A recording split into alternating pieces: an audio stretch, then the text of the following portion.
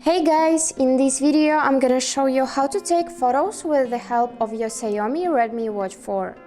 Let's get started, but don't forget to follow to see more useful content. So firstly, open camera on your phone and now take your watch and open the main menu by clicking this digital crown. Find this camera icon, click it and then click got it.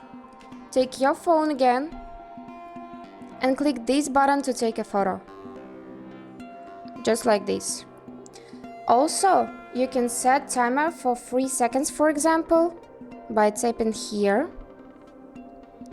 Then tap the camera icon on the watch and time will start counting down and the photo will be taken after 3 seconds. So let's try.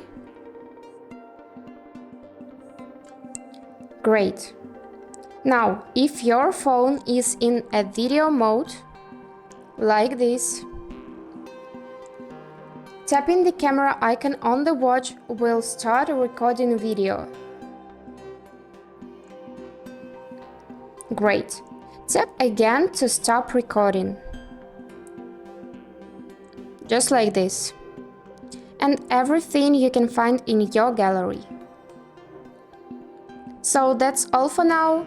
I hope this video was helpful for you and thank you so much for watching.